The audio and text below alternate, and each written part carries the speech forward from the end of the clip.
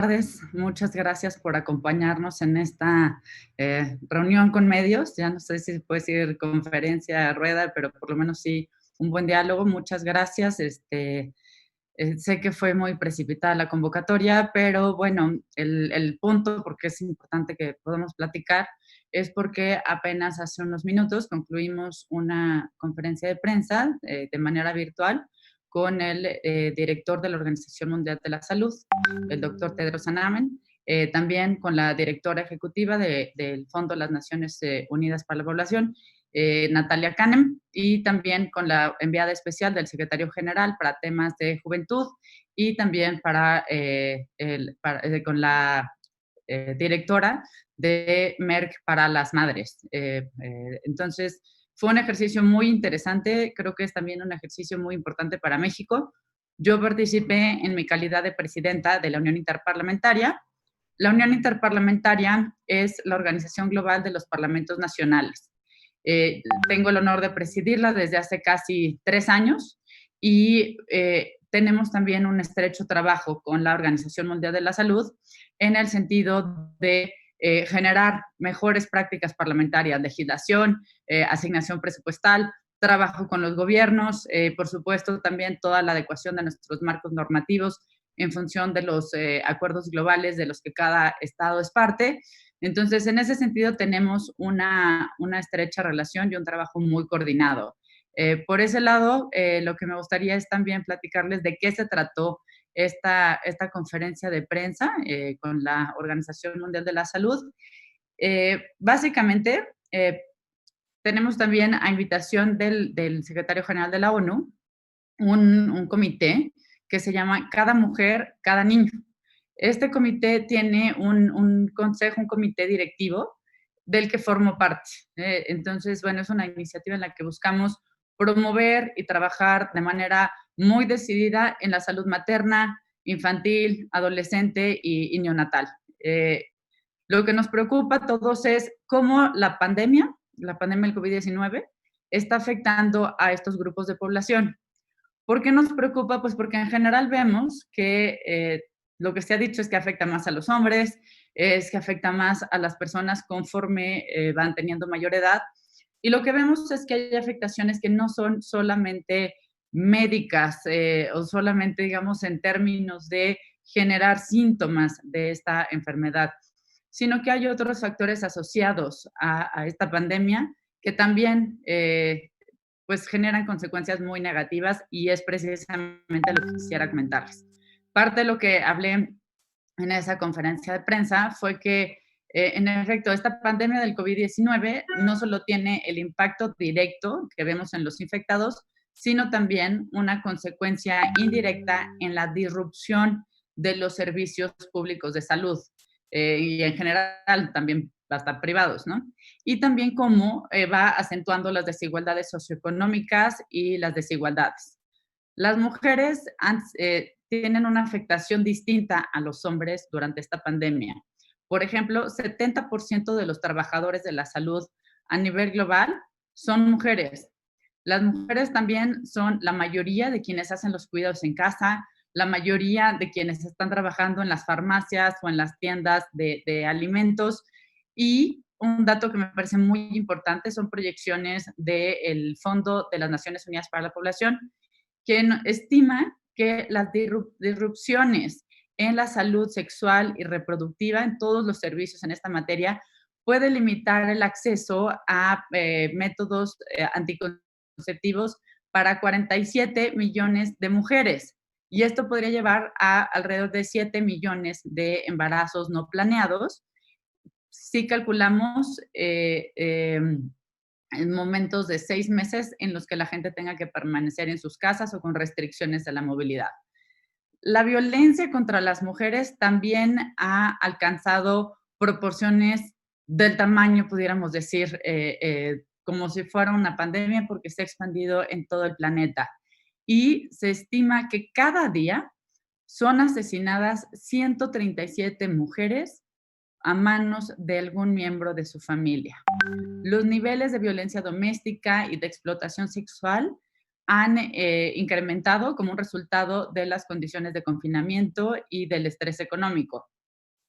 También niños y jóvenes, es indispensable ponerlos al centro de nuestras decisiones en esta pandemia, porque también tienen riesgos de ser víctimas.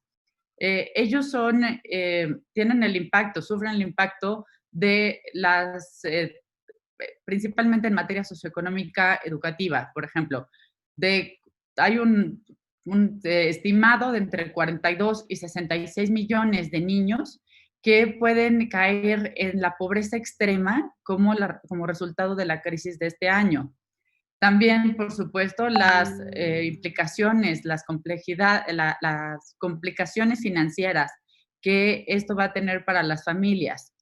Y si lo unamos al cierre de las escuelas, también esperamos que vamos a ver un incremento en la desnutrición infantil y esto nos parece de lo más grave, porque además tiene consecuencias en el bienestar y en la vida de los niños y de los jóvenes a corto, mediano y largo plazo. Los jóvenes, además, hay que decirlo, tienen una característica particularmente vulnerable en ciertas circunstancias, porque pueden ser los migrantes, pueden ser los jóvenes refugiados, pueden ser también los jóvenes que tengan VIH, que están teniendo acceso muy limitado a la información, a la educación y accesos de soporte social. Algo que también nos parece muy importante es que nos aseguremos los parlamentarios de todo el mundo, insisto, eso es parte de mi tarea. La UIP tiene 179 países como miembros.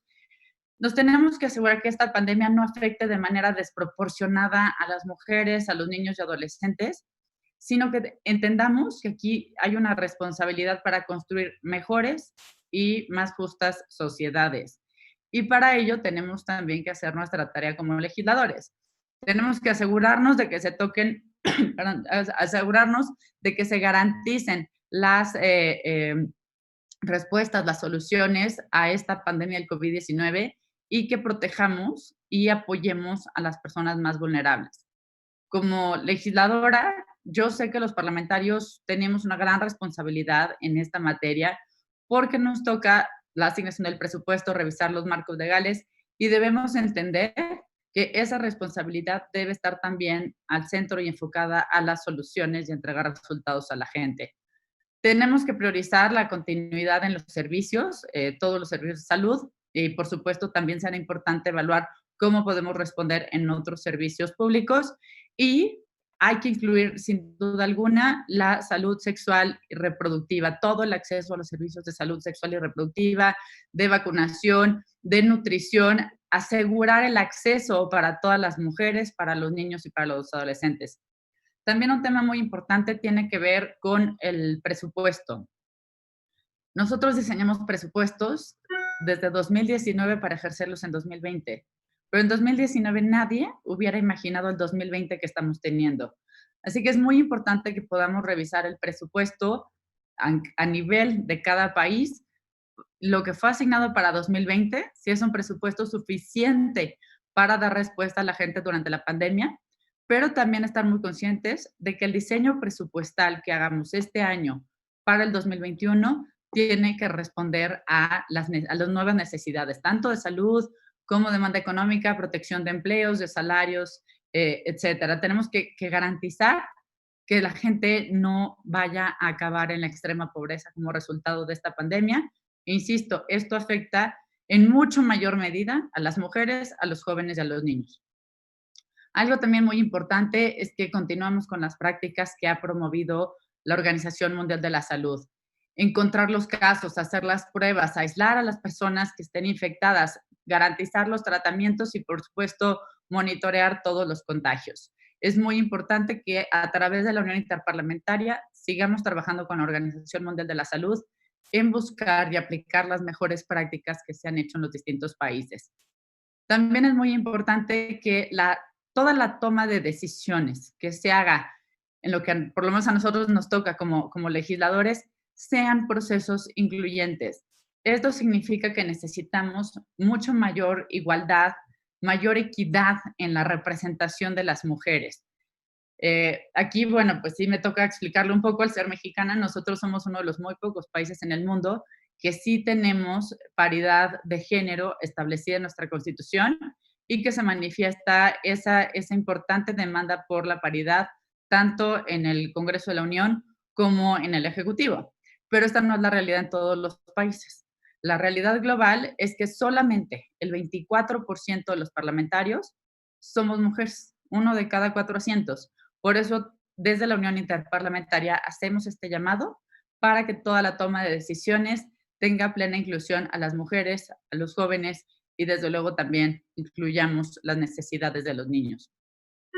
Otro tema muy importante en el que estamos trabajando es asegurar que los trabajadores de la salud tengan todo el equipo de protección personal, tanto los trabajadores de la salud como aquellos que responden a las primeras emergencias que tienen que estar protegidos. Y también algo muy importante que estamos, insisto, trabajando con la Organización Mundial de la Salud, es cómo proteger a los trabajadores de la salud de cualquier estigmatización o ataques.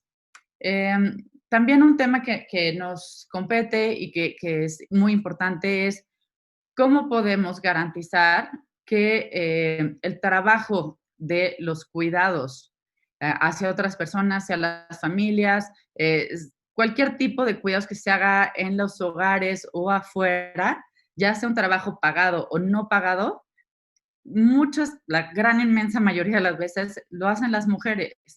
Y en este sentido tenemos que aplicar una clara perspectiva de género para diseñar todas las medidas que aborden el impacto socioeconómico de esta pandemia y por lo tanto tengamos mucho mayor equidad de género y protección social para las mujeres, porque además, también hay que decirlo, los peores sueldos o los trabajos que no son bien remunerados son a veces los que se les dan a las mujeres. Entonces, sí es muy importante que tengamos una perspectiva de género, tanto durante la pandemia como en los procesos de recuperación económica. Para, para esta pandemia, nosotros no podemos perder de vista las necesidades de las mujeres embarazadas y considerarlas para efectos de esta pandemia como un grupo vulnerable, en el sentido que debemos tener especiales cuidados para ellas y para sus bebés.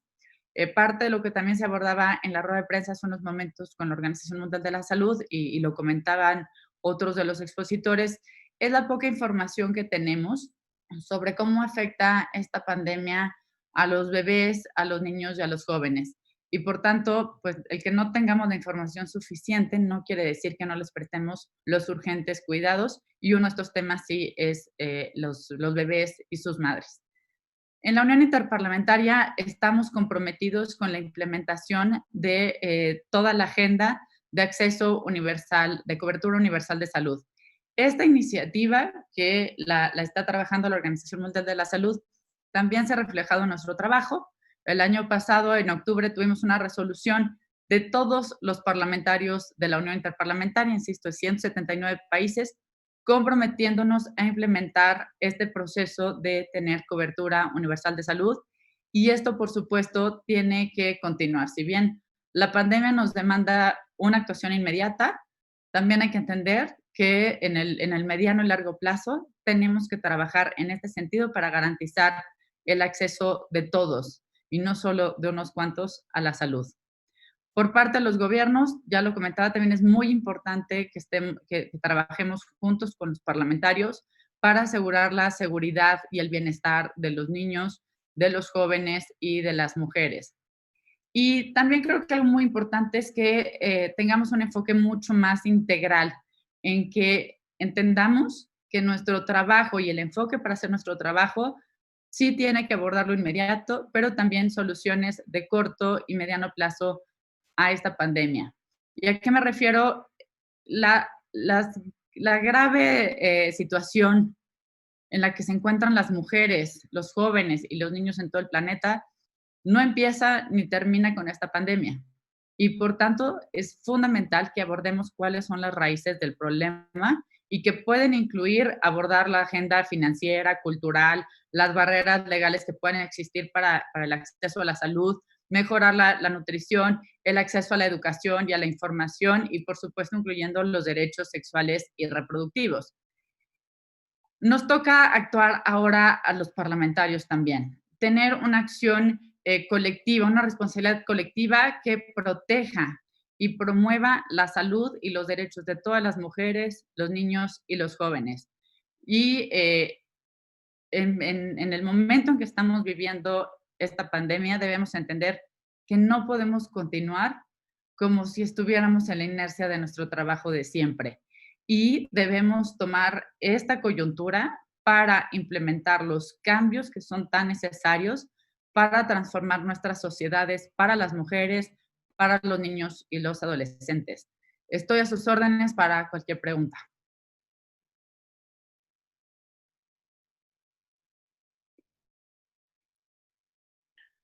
Sí, muchas gracias, diputada.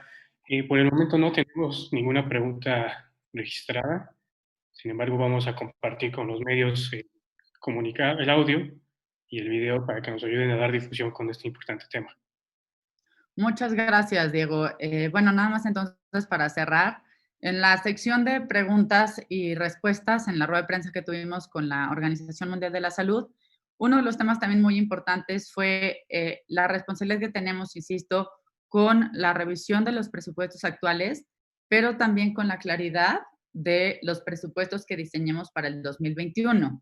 La mayor parte de los parlamentos, al igual que sucede con el nuestro en México, el presupuesto se revisa hacia la segunda mitad del año. Y eso pues nos dará la posibilidad, sí, de tomar decisiones con mayor información, pero también entendiendo que las crisis que enfrentamos a nivel global no son menores.